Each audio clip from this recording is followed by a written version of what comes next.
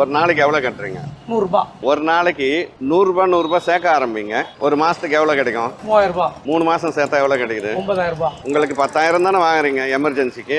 அதை 3 மாசத்துக்கு 100 ரூபாய் நீங்களே சேர்த்து அந்த 10,000 கையில வச்சுக்கிட்டு இருந்தீங்கன்னா அதையே நீங்க ரொட்டேஷன் பண்ணலாம். அது எமர்ஜென்சி தான் சார், உடனே கேட்டா கொடுக்குற வாங்குறோம் சார். இல்ல அது வந்து அந்த நேரத்துல போய் எங்க போய் கேட்க முடியும்? அதாவது அதுதாங்க நம்ம கிட்ட வர்ற பணத்தை தாங்க சேர்க்கணுங்க. கரெக்ட் தான். டெய்லி உங்களால ஒரு 200 ரூபாய் சேர்க்க முடியாதா? முடியுமா முடியாதா? பெரிய சொல்ல முடியாது சார். வீட்டுக்கு டெய்லி 600 ரூபாய் கொடுத்துருவேன். இன்னும் வண்டி டியூ இருக்கு, மாசம் 6000 ரூபாய் டியூ.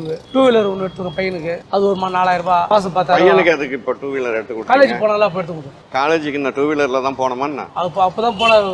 அதுதாங்க பிரச்சனை. இப்ப அது ஒரு கடன் வாங்கி வச்சாம, அது ஒரு கடை, அது ஒரு வருஷம் ஆயிடுச்சு வண்டி. இப்ப அவர் வேலைக்கு போய் சம்பாரிச்சு அவர் 2 வீலர் அப்படிதான் கடன் அப்படிதான் வாங்கணும் பண்ணோம். அதுதாங்க. அதாவது பாத்தீங்கன்னா என்ன பிரச்சனைன்னா நம்மளோட செலவை நம்மளே அதிகப்படுத்திக்கிறோங்க. ஏற்கனவே நீங்க கடன் இருக்குன்றீங்க, வீட்டுக்கு கடன் வாங்கிறீங்க, எல்லாம் வாங்கிறீங்க. பையன் வந்து எனக்கு பைக் வேணும்னு சொன்னா நீங்க புரிய வச்சிருக்கணுங்க. இதெல்லாம் வேண்டாம்ப்பா, நமக்கு இவ்வளவு பிரச்சனை இருக்கும், நான் கஷ்டப்பட்டு ஒன்னு படிக்க வச்சுக்கிட்டு இருக்கேன். அப்ப நீங்க என்ன பண்றீங்கன்னா உங்க பையன் கேட்கறதெல்லாம் வாங்கி கொடுக்குறீங்க. போன் என்ன வச்சிருக்காருங்க? போன் வச்சிருக்காரு, ஆண்ட்ராய்டு. சரிங்க. உங்க போன் எவ்வளவு, அவர் போன் எவ்வளவுங்க? அவருக்கு 10,000 போன், அவன் யூஸ் பண்ணி போன் ஏன்னு கொடுத்துட்டாரு. அதுதான் பாத்தீங்களா. அப்ப என்னந்தாங்க உங்களோட கடனுக்கு வந்து பாத்தீங்கன்னா இது மாதிரிதான் ஆகுதுங்க. நீங்களும் என்ன பண்றீங்கன்னா ஒரு ஆர்வத்துல பையன் கேட்கறாருன்றதுனால நீங்க வந்து வாங்கி கொடுத்துட்டு சொல்றது கேட்டுக்கிற புள்ளியா இருந்தா பரவாயில்ல சார், இதான் வேணும் இல்ல அடம் பிடிப்பா. நம்ம குடும்பம் சாப்பிட மாட்டாரு. அப்படி இருந்தா அப்படிங்க நம்ம நாளைக்கு வந்து வேற ஏதோ கேட்கறாரு, எனக்கு கார் வேணும்னு கேட்டா வாங்கி தர முடியுமா? அதெல்லாம் அது அவர் சம்பாதிச்சு தான் வாங்கிக்கணும். அதுதாங்க. அதாவது வாங்கி தந்துட்டோம்னு வச்சிங்களா, ஓ இவரால் முடியும் எப்படியாவது நீங்க போய் வாங்கிட்டு வாங்கன்னு இதே மாதிரி வீட்டுல உட்காந்து நான் சாப்பிட மாட்டேன்னு பண்ணிட்டு இருந்தா என்ன? இந்த தம்பிக்கு மட்டும் இல்லைங்க, பொதுவா நீ நிறைய பேரை நான் பாக்குறேங்க. இந்த மாதிரி வந்துங்க குடும்பத்தில் இருக்கிற வருமானம் என்னன்னு தெரியாம அவங்களோட அப்பா அம்மாவோட கழுத்தை நெரிக்கிறாங்க.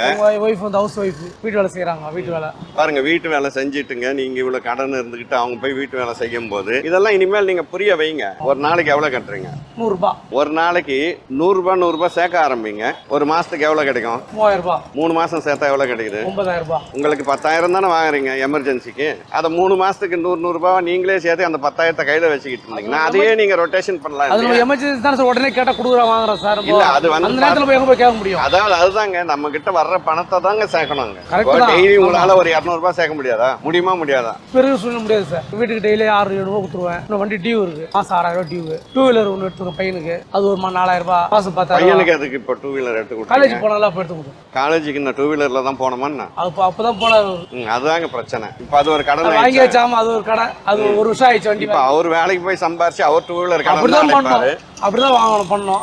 அதுதாங்க. அதாவது பாத்தீங்கன்னா என்ன பிரச்சனைன்னா நம்மளோட செலவை நம்மளே அதிகப்படுத்திக்கிறோங்க. ஏற்கனவே நீங்க கடன் இருக்குன்றீங்க, வீட்டுக்கு கடன் வாங்கிறீங்க, எல்லாம் வாங்கிறீங்க. பையன் வந்து எனக்கு பைக் வேணும்னு சொன்னா நீங்க புரிய வச்சிருக்கணுங்க.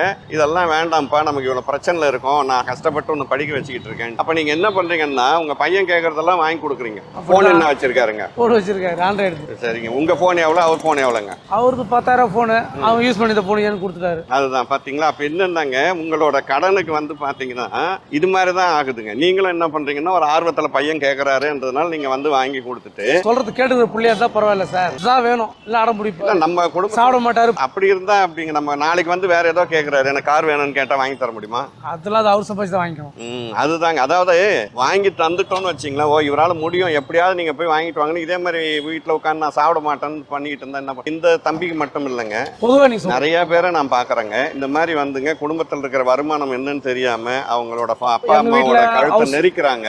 வைஃப் வந்து ஹவுஸ் வைஃப், வீட்டு வேலை செய்யறாங்க. வீட்டு வேலை பாருங்க, வீட்டு வேலை செஞ்சுட்டுங்க நீங்க இவ்வளவு கடன் இருந்துகிட்டு அவங்க போய் வீட்டு வேலை செய்யும் போது இதெல்லாம் இனிமேல் நீங்க புரிய வைங்க.